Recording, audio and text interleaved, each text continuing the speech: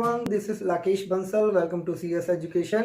आज हम करने वाले हैं chapter number 2 polynomials from class 10। तो ये स्टार्ट करते हैं, बेसिक से स्टार्ट करेंगे। जैसे कि चैप्टर का नाम हमारे पास नेम इज पॉलिनोमियल्स। तो सबसे पहले पॉलिनोमियल्स का मीनिंग क्या है। Poly means many and nomials mean terms. तो जो एक से ज़्यादा टर्म से मिलके बनता है दैट इज कॉल्ड पॉलिनोमियल्स। अब इसको जानने से पहले हमें कुछ बेसिक्स पता होने चाहिए जो अब हम इसमें यूज़ करेंगे। वेरिएबल्स हमारे पास जैसे x हो गया, y हो गया, और उसके बाद कांस्टेंट कोई भी हमारे पास डिजिट है वो कांस्टेंट में आ जाएगा 3, 4, 5। ओके। एंड कोफिशिएंट मतलब जो वेरिएबल और कांस्टेंट एक साथ आ जाते हैं, तो वेरिएबल के साथ जो कांस्टेंट होगा वो कोफिशिएंट ऑफ द वेरिएबल होगा। जैसे कि यहाँ पे 3 है, x वेरिएबल के साथ आ रहा है तो ये होगा हमारा कोफिशिएंट ऑफ x। उसके बाद डिग्री, वेरिएबल की पावर जो होगी हमारे पास, जैसे यहाँ पे 2 है तो वो हमारे पास कहलाती है डिग्री। और ऑपरेटर जैसे कि ये प्लस माइनस मल्टीप्लाई, जो ऑपरेशन है, प्लस ऑपरेशन है, माइनस ऑपरेशन है, सब्ट्रैक्ट जैसे हम कहते हैं, मल्टीप्लाई भी ऑपरेशन है, और ऑपरेशन करने वाले ऑपरेटर्स। सो टर्म जो वेरिएबल एंड कांस्टेंट से मिलकर के जो बन रही है हमारे पास, ये हमारे पास तीनों टर्म की एग्जांपल्स आ जाती हैं। तो आप नोट कर लें। पॉलिनोमियल स्टार्ट करने से पहले हमें इन बेसिक्स के बारे में ज़रूर पता होना चाहिए। तो एग्जांपल्स हमने ली है कुछ यहाँ पे, तो इसके अकॉर्डिंग हम बता सकते हैं कि हमारे पास टर्म्स कितनी है। यहाँ पे 2 टर्म्स है, एक 2x है, एक -3 है। जो डिग्री हमारी, जैसे कि हमने बोला है कि पावर में होती है, यहाँ पे पावर मीन जो हाईएस्ट पावर होगी वो उस हमारे पास पॉलिनोमियल की डिग्री कहलाएगी। यहाँ पे 2 टर्म है हमारे पास, और डिग्री कितनी है इसकी, 1 है। इसकी डिग्री हमारे पास 1 है क्योंकि एक ही वेरिएबल है और उसकी हाईएस्ट डिग्री 1 है। So it is called linear polynomial. Linear polynomial. And in second polynomial we have highest degree 2। Highest इसकी 1 है और इस टर्म की 2 है, तो इसकी डिग्री कितनी कहलाएगी, इसकी डिग्री 2 कहलाएगी, और इसका नाम हम कहते हैं क्वाड्रेटिक पॉलिनोमियल। और लास्ट में थर्ड एग्जांपल में हमारे पास फिर से जो डिग्री है हाईएस्ट वो 3 है, so it is called cubic polynomial. तो यहाँ से हमें एक तो टर्म्स का क्लियर हो गया, एक डिग्री का समझ में आ गया, और हमने linear polynomial, quadratic polynomial and cubic polynomial के बारे में जान लिया है। Now let's talk about zero of a polynomial. अब जीरो ऑफ अ पॉलिनोमियल हमारे पास क्या होता है, जैसे कि हमने मेंशन किया है function of x, function of variable x। यहाँ पे हमारे पास एक पॉलिनोमियल है जो किसका फंक्शन है, x का फंक्शन है, मतलब वेरिएबल कौन सा यूज कर रहे हैं, x यूज कर रहे हैं। Zero of a polynomial means when we write 2x + 3 is equal to 0। मतलब हमें कुछ x की ऐसी वैल्यू फाइंड आउट करनी है कि उसका इस इक्वेशन का जो आंसर है वो 0 आ जाए। सो वो क्या होगा, इज इक्वल टू -3, ये प्लस का है, इधर जाके माइनस हमने जैसे कर लिया है, और उसके बाद ये मल्टीप्लाई में है, इधर जाके डिवाइड हो जाएगा। तो ये हमारे पास x की वैल्यू यानी कि जीरो ऑफ पॉलिनोमियल हमें मिल गया है इस इक्वेशन का। तो हम इसको टेस्ट करते हैं अभी। 2x + 3 2 -3/2 + 3, ये कट गया, -3 + 3 is equal to 0। I hope कि आपको समझ आ जाएगा कि जीरो ऑफ पॉलिनोमियल हमारे पास क्या होता है, और जो भी फंक्शन, जिस वेरिएबल का फंक्शन है उस वेरिएबल की ऐसी वैल्यू फाइंड आउट करनी ताकि उसको सॉल्व करने के बाद हमारे पास 0 आ जाए, वो हमने देख लिया है। तो इसका जीरो क्या है पॉलिनोमियल का, -3/2। अब तक हमने zero of the polynomial calculate कर लिया है, वो आपको समझ भी आ गया। ये x की वैल्यू होती है जो पुट करने के बाद हमारी जो इक्वेशन है वो सॉल्व करके 0 के इक्वल आ जाएगी। अब हमारे पास एक नया कॉन्सेप्ट जो आता है कांस्टेंट एंड कोफिशिएंट का। अब देखिए, सबसे पहले a वैल्यू जो हम कंसीडर करते हैं इसमें a, वो हमारा फर्स्ट जो कोफिशिएंट होगा वेरिएबल का वो आएगा, जो पहला होगा कांस्टेंट वो 2 है, और b की वैल्यू जो हम कंसीडर करते हैं वो दूसरा कांस्टेंट जो हमारे पास, वो कांस्टेंट भी हो सकता है, वो कोई कोफिशिएंट भी हो सकता है, वो हम आगे करेंगे।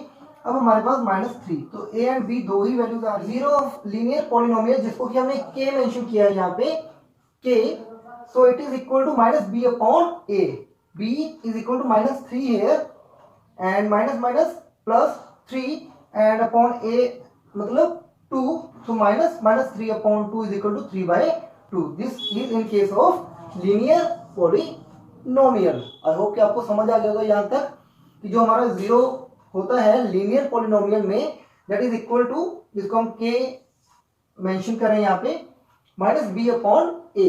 ए की वैल्यू हमें पता है कौन सी होती है, बी की हमें पता है कौन सी होती है.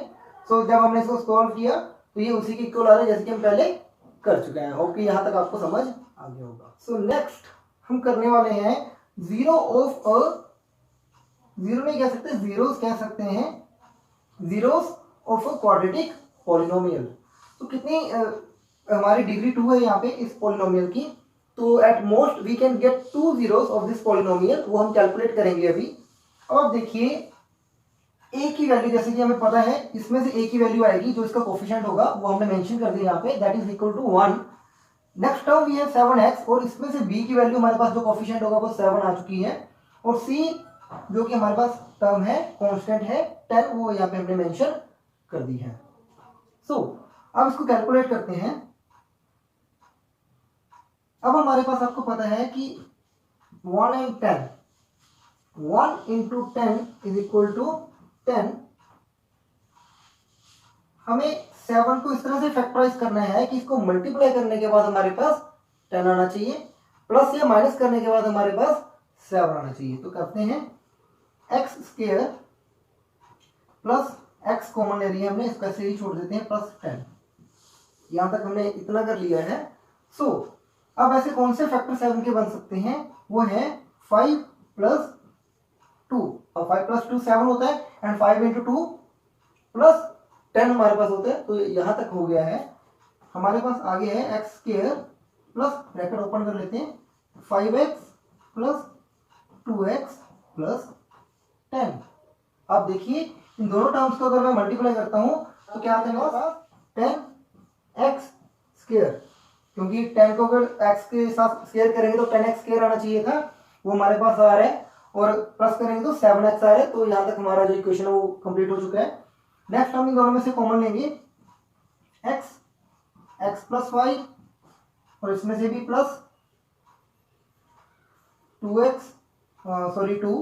And x plus 5. तो ये एक वैल्यू है, ये हमारे पास सेकंड वैल्यू है. तो it is x plus 2 x plus 5. So here x is equal to -2, x is equal to -5. So we have 2 zeros. जब जीरोस हमारे पास आ चुकी हैं तो पहली जीरो को हम कहते हैं alpha, that is equal to -2 and beta that is equal to -5. तो इन दो जीरोस को हम लोग अल्फा एंड बीटा मेंशन करते हैं. तो क्वाड्रेटिक पॉलिनोमियल के टर्म में ये हमारे पास यहाँ पे जो बेसिक्स है वो. नेक्स्ट हमारा जो फोकस होगा वो होगा relation between zeros and coefficients. ये हमने फाइंड आउट करना है, इनके बारे में जानेंगे. तो जैसे कि हमने दो जीरोस पता की थी, पहली जीरो को हम अल्फा मेंशन करते हैं, that was equal to -2 and second we say beta that is equal to -5. अब जब हम दोनों जीरोस को प्लस करेंगे that will be equal to -b upon a and जब दोनों को मल्टीप्लाई करेंगे that will be equal to c upon a.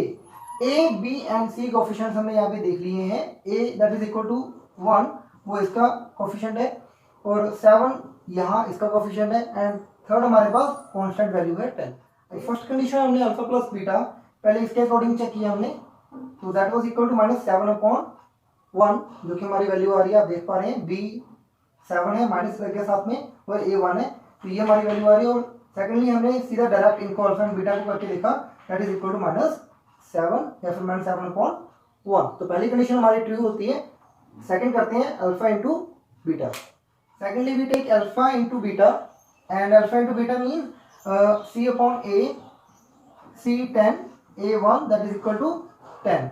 or directly put the values of alpha and beta now. -2 multiplied by -5 that is equal to 10. So both are same. Here now in this sum we have to find a quadratic polynomial when sum of the zeros and product of the zeros is given.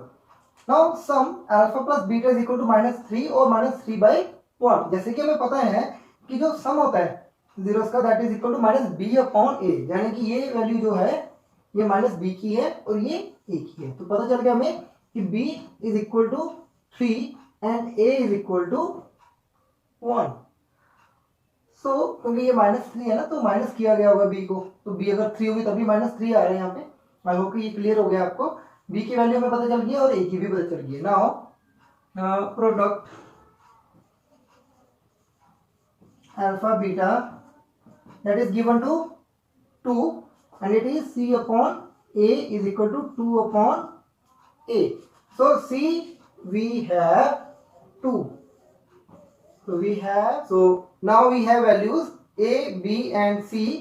So the polynomial is a we have 1x square, then we have 3 plus 3x, then we have plus 2. It is the polynomial equation.